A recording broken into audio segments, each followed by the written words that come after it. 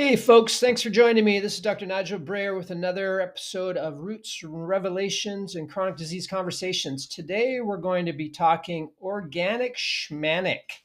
Why do I care about organic food? Why do I care about grass fed meats? It's just another way for the food industry to upsell us on something else. So let's dive into it, see what we can figure out. So let's talk about food first of all. Is why is food important in the first place?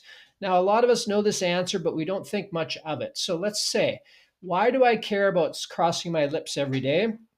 What I want you to think about is everything that we eat has to be metabolized. Well, what does that mean? So, metabolism means this. If you break it down into the simple discussion, excuse me, metabolism is like burning. So, your body is going to take the foods that you take in, good, bad, or indifferent, and it's going to have to break them down into its constituent parts. And then from breaking it down, it has to do something with it. So let's think about a building for a second. If I was a person who dismantled buildings, what I'm going to do is I'm going to start taking it apart and I'm going to recycle and use certain things for certain purposes. Let's say it's a brick building. I'm going to take those bricks and I want to retain those bricks so that I can use them to build something else. Then maybe there's mortar. So mortar has to be broken down and it has to be gotten rid of. Then maybe there's plastic and maybe there's wood and maybe there's copper wire, whatever might be inside of that building. I have to break it down and I have to use it for something to build me up, or I have to take resources that have to break it down and then get rid of it. So think of food in that same regard. Now, when I take in any sort of food, it's going to be a combination, kind of like that building, of a whole bunch of different constituents. There's going to be proteins, there's going to be carbohydrates, which are mostly just sugars, and then there's going to be fats of some sort. Now, that's the basics of nutrition right there. So, proteins are amino acids. So, amino acids are little pieces of protein that are put together to make, are little pieces that make up proteins. The body has to use energy to break down those pieces. So, think of it like bricks. We're breaking those pieces down, and we're going to say, I'm going to use this brick to build the chimney, and I'm going to use this brick to build the foundation. I'm going to use this brick to build the wall, and they all have different purposes, just like a protein would. Okay. And then we think about carbohydrates as just sheer energy. So sugars, one sugar put together makes a simple carbohydrate into two sugars. If I put thousands of sugars together, now I have what's called a complex carbohydrate, which are complex units of energy that our body can use to energize, to keep things going. Okay. And then there's fats. So fats are constituent parts. They're higher density packets of energy, which take more energy also to pull out the energy of metabolism. Plus, those fats are going to be used as insulation and they're going to be used to reduce conduction, especially like an insulator for like an electrical wire.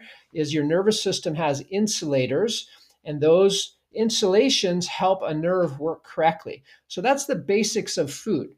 Now, here's where things get challenging is if our food was just protein, carbohydrates, and fats, that would be simple enough. But what happens is the processing that we do in life makes it much more complicated than that. So now we have proteins, carbohydrates, and fats that are, let's say, laden with pesticides. Well, what does our body have to do with that? Well, we have to try to get rid of it. So what these things do is they increase our toxic load. So toxic load is simply this. Imagine a person smokes a pack of cigarettes a day. That smoke is bringing in toxins. You've got the smoke, but you've got all the chemicals that go inside with that smoke. That's going to create a lot of burden on that body. So now the body has this burden that it has to deal with every single day, and that takes resources. So when we think of our food, is when we're taking in the difference between protein, carbohydrates, and fats, and we bring in a bunch of burdensome things with it, our body has to deal with it. Now, let's talk about meats, for example. Is a grass-fed organic beef, for example, is going to have much less toxic load than, let's say, a feedlot beef that was fed high-density corn, high carbohydrate, to fatten that animal up as quickly as possible. So the key is that protein is going to have a different constituents or different balance between protein, carbohydrates, and fats. However, there's a high likelihood that that high feedlot driven animal would have high amounts of hormones also. Because when you add in hormones to an animal and you feed them a high calorie diet so they grow faster, your body is also going to be getting those hormones too. So we also have seen that drinking milk with growth hormone increases the growth hormone in the human, which causes their body to grow differently than if it didn't have those hormones. So it's really, really important to consider the sources of the food you eat. Now let's think about vegetables, for example.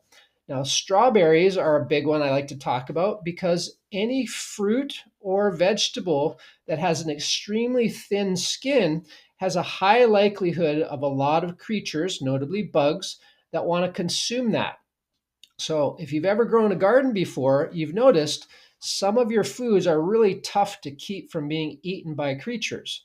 So, what do most people do with those foods is they start to spray them with pesticides, and those pesticides will kill the pest, however, or deter the pest, but they're also laden in your food. So, when you consume that food, that's going inside of your body. The more load that your body has to take on, the more resources are going to be utilized to try to get rid of it.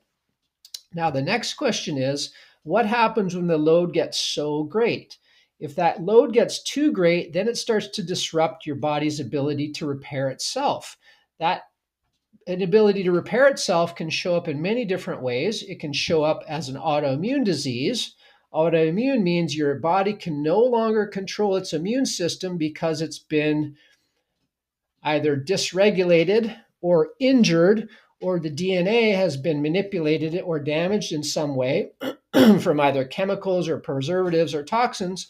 So, an autoimmune disease can occur. We can also talk about things like cancer. What's cancer? Well, if your toxic load has gotten too great and now it starts to affect what's called your DNA becomes disrupted, and that increases the likelihood of cancer. So we have a lot of these things that are easy to talk about, but we have to consider the best way to start becoming healthy is to look at what we do every single day. The every single day part is, what's the food that we're consuming? The likelihood of an organic food having less toxins is high or better, right? So less toxin, better for your body, more toxin, worse for your body. Now, we might think about, what does it really matter today? Well, this second, it may not matter, but when you add up a lifetime of these choices, it starts to build up. So we want to take every step we can to start giving our body and our cells, I call it a leg up, as it applies to accumulation. So when we think about an organic grass-fed animal that lives and roams and eats the grass, are they going to have some hormones naturally? Yes. Is there going to be some toxins that they're going to consume?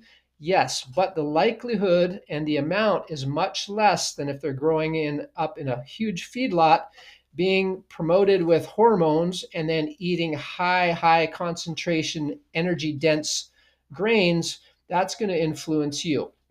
Same goes with the vegetables. Do organic vegetables have things that you may not want? Probably. Are they going to get some of it from the soil just naturally? Yes, because we live in a toxic world, unfortunately. However, if we want to limit and mitigate it and give our body as much chance to be healthy as possible, it's really simple to start with the food, the organic and the grass-fed meats, and the organic and the grass-fed animals if we do dairy.